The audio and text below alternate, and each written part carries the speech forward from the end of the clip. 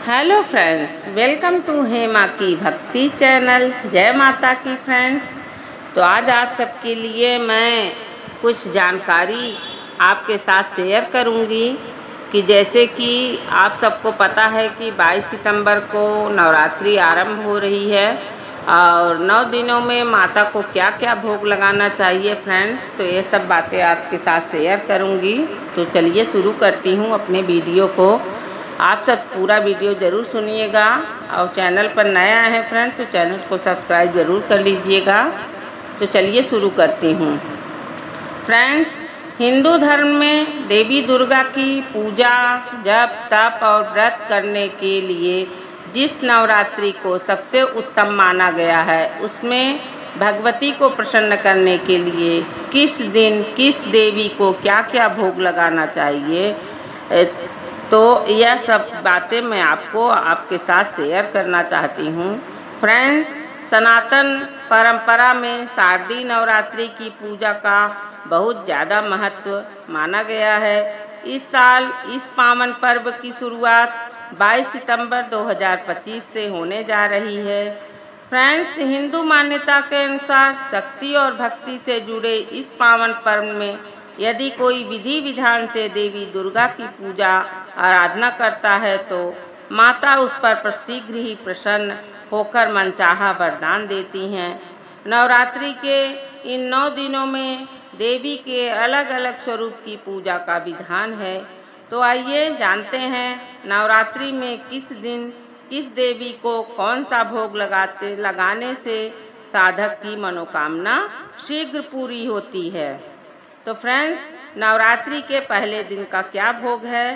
हिंदू मान्यता के अनुसार नवरात्रि का पहला दिन माता शैलपुत्री को समर्पित होता है, जिनकी कृपा से व्यक्ति को सभी प्रकार के सुख सौभाग्य की प्राप्ति होती है। यदि आप माता से मनचाहा वरदान पाना चाहते हैं तो आपको इस दिन उन्हें भोग में विशेष रूप से घी अर्पित करना चाहिए। फ्रेंड्स, नवरात्रि के दूसरे दिन का भोग क्या है। नवरात्रि के दूसरे दिन माता के ब्रह्मचारिणी स्वरूप की पूजा की जाती है, जिनके आशीर्वाद से साधक को दीर्घायु प्राप्त होती है।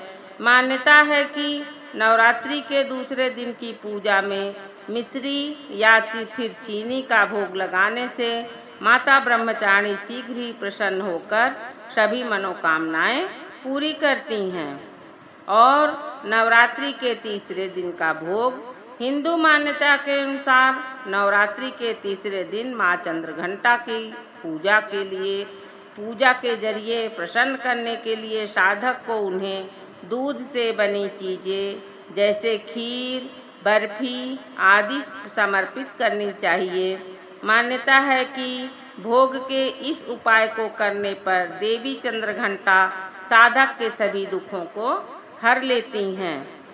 फ्रेंड्स, नवरात्रि के चौथे दिन का क्या भोग है। सनातन परंपरा में नवरात्रि के चौथे दिन माँ कुष्मांडा की पूजा की जाती है। मान्यता है कि इस दिन यदि देवी को प्रिय लगने वाले मालपुआ का भोग लगाया जाए तो उनकी शीघ्र ही कृपा प्राप्त होती है। माँ कुष्मांडा अपने साधकों को बुद्धि और विवेक का आशीर्वाद देती हैं। नवरात्रि के 5वें दिन का भोग।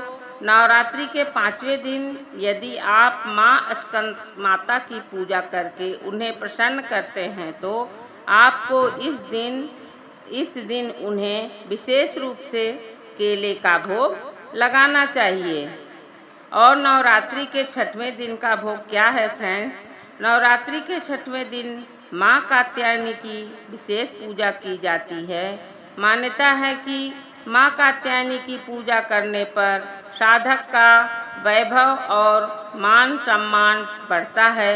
अपनी इस कामना को पूरा करने के लिए इस दिन देवी कात्यायनी को विशेष रूप से शहद का भोग लगाया जाता है। नवरात्रि के 7वें दिन का भोग।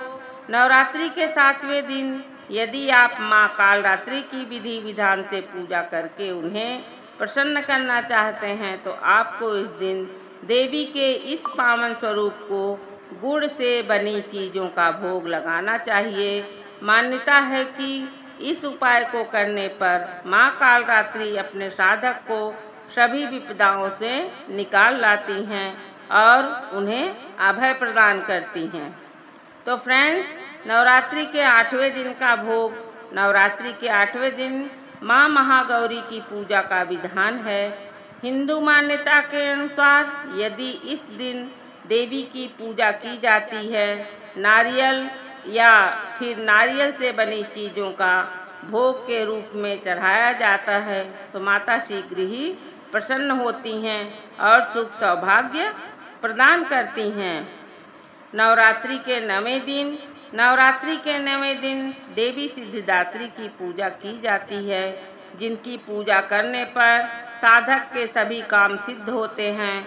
मान्यता है कि यदि नवरात्रि के आखिरी दिन देवी को हलवा पूरी और चने का भोग लगाया जाए तो पूरे साल साधक के कार्य सफल और सिद्ध होते हैं। तो फ्रेंड्स, यह जानकारी मैंने आपके साथ शेयर किया कि नवरात्रि में 9 देवियों को कौन कौन सा भोग लगाया जाता है। तो आप सब ज़रूर करिएगा फ्रेंड्स, और चैनल पर सब्सक्राइब ज़रूर कर दीजिएगा फ्रेंड्स। तो चलिए इसी पर अपने वीडियो को समाप्त करती हूँ फ्रेंड्स। राधे राधे, जय माता की।